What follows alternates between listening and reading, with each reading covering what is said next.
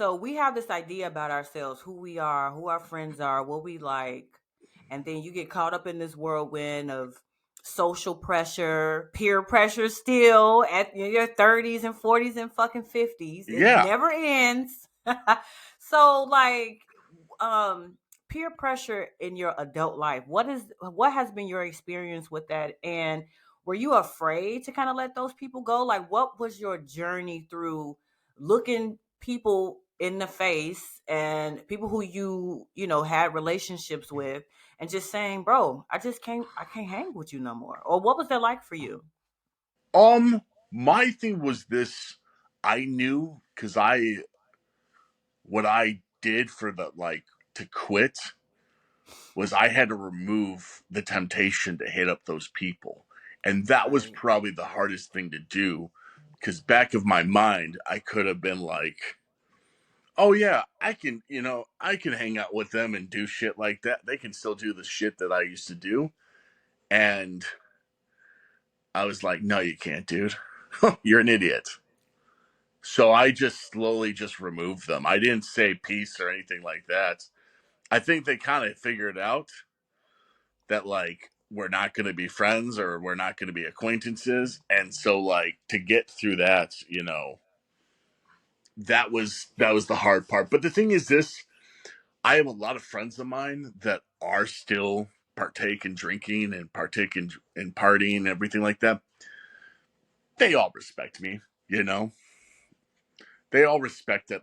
I mean, if I'm out in public with them or if I'm at their house and they're all gonna smoke up weed and everything like that, they know not to pass it to me, you know. They know that and then they ask politely, is it okay if I smoke around you? It's your choice if you want the secondhand Mm. smoke, you know. That's a lot of respect, because a lot of people, they just won't don't give a fuck. I mean, like, Yeah. I mean, even just having somebody say, "Do you mind if I smoke around you?" or "Do you mind if I drink around you?" That shows a level of respect that I feel like, that's what people on this journey need. It's not that I don't want to be your friend anymore, but I'm growing and I'm going through some sort of transformation, Yeah. and it's already lonely. So, like, if you're really my friend, that's how you find out who your friends are and people who really respect your humanity, and Yeah. it's not just drinking buddies. And also some of those people realize that you're not gonna be there anymore. And you have to accept that. You have to accept the fact that some of your people that you were close with aren't going to be there at the finish line with you. They're going to check in eventually and see what happens. But yeah, I mean, I have, so as you know, Gabby, I work also in entertainment. I have so many friends of mine that drink and smoke weed and everything like that. And I had one of my friends ask me hey man, why'd you go, why'd you go sober? And it's really funny when they ask me that. They're usually intoxicated or they're high, and I usually tell them hey man, I'm going to say this. I'm going to tell you my testimony, but then I'm going to say this. You're not going to remember what I say because I'm going to ask you the next day, do you remember what I told you? And then the next day when I Dang. hit them up to see if they're okay, I was like, hey, did you remember what we talked about last night? And they're like, no. And I'm like, yeah, because I did tell you that you're not going to remember what I'm going to say. If you want me to give you my testimony, I give you my testimony when you're more clear-minded. Mm. They So hate you to could, hear that shit. yeah, so they can hear that and not think to themselves as guilty as when they're have the substance in them and they're like, whoa, you know, I don't have a problem. I mean, the thing is this, everyone in any shape or form, in my opinion, has a struggle with addiction.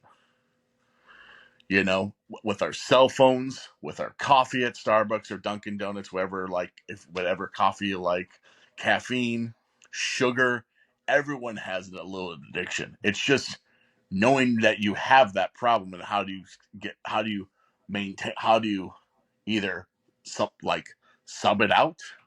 Because I'm sure that you get it all the time now, being over 500 days, which is congrats. But I bet your sugar intake is through the roof. Listen, I just had two Krispy Kreme donuts yesterday. Okay. Yeah. Oh, I mean, happily ate my shit. Like the sugar addiction is through the fucking roof. Yeah, that's something they But don't I'm tell you when you go in sobriety. They're like, like, by the way, you're going to be a diabetic by 50. I know. I'm like, listen, I'm like, I gotta stop eating all this fucking sugar. Like, I'm like, oh my God. But I told myself this is a consolation. I would rather have eat a donut than drink and be hungover and have Yeah. anxiety and be just miserable. And you lose days, you lose moments. Like my life. Let's talk about life. Like life then versus life now. Life is still shitty, ghetto. It's still shit going on. Yeah, but But the thing what is this, when life is shitty and ghetto, you got to realize this. You got to appreciate what's around you. You got to appreciate the wins in your life. You got to appreciate that, like, you know what? The world sucks. Fuck, the world's going to suck the next 4 years for a lot of people. But I tell people right off the bat, we're going to take that shit and make flowers out of it because you got to thrive. You can't just Period. walk the line every fucking day of the fucking week and just be like, well, it's Monday. Well, it's fucking Tuesday. And by the time you get to Thursday, you're excited for the weekend, but you only got 3 days out of the week for the weekend. Make every day Right. fucking count. Wake up and smell those fucking roses. And if they're not roses yet, fucking plant the fucking roses. Yes. Come on. Now, come on, take me to church now. Yes, Tully, I love it. I'm so happy to hear. I mean, it's so inspiring because you think on that first day when you're sober, you fucking miserable, your head hurting, you Oh, yeah. shaking and shit. You be like, I can't even see with binoculars a week from Well, now, well, the thing or is, I look at it as this is like, you'll have a shitty week. You'll have a shitty day. You'll have a shitty hour. But keep moving. right. Keep moving. Because the thing is this. Why do people do sober January? Because they partied throughout fucking Thanksgiving and Christmas and New Year's and they realize, all right, man, sober January is tough because it's the coldest year in Chicago for crying out loud. Mm-hmm. Yeah. You gotta, and that's why like they have the New Year's resolution crowd at the gym because they want you to go to the gym and stuff like that and do other things besides just sip on drinks. But like I mean, like I tell people all the time this, like what's the worst thing about being sober? The worst thing about being sober is that like you realize that like you have to accept that you can't go back. And if you go back and if you slip up, it's okay. Don't beat Mm. yourself up.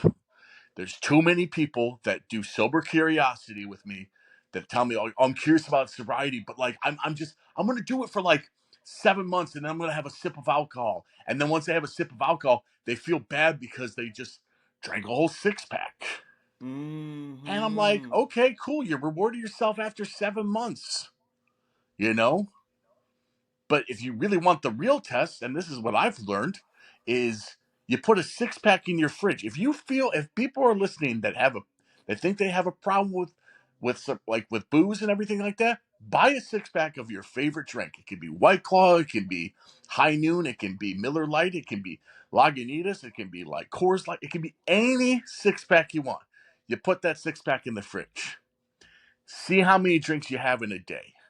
Because if you have more than just one, okay, that's fine. Two, fine. But if you go through the whole 6 pack in a day, maybe you should think about it. But if you have like a beer for like dinner, or if you have a glass of wine for dinner, cool. But if you have that whole bottle of wine, Right. maybe you should think about it. You know? Mm. And like I know there's people that are probably that are sober when they hear that, they're like, no, they need to go to meetings. No, like test out your limits with that. Right, right, Because there are right. more and more people that are sober curiosity. I mean, I laugh about California sober people because that's just the term of like, oh, I smoke weed, but I don't drink anymore. I'm like, all right, cool. You're high as a kite half the time, Right, right, right, you know, right. but you're really Hey, not clear minded. right. That too. I had to wean myself off of it, bro. It's just been It's just been a journey of becoming. I know Michelle Obama came out with that book, and I'm like, yeah, every day we're becoming more of who we are if we want to, the highest version of ourselves. That self Yeah, actualization. Like, bro, just it's like it's so easy to be mediocre. It's so hard to be excellent, and it's like people take the easy way out because they just don't want to do the work of excellence and trying. Like, damn, have we gotten that fucking far away from, like, it's it's just. just like But the thing is, there's some people that can just.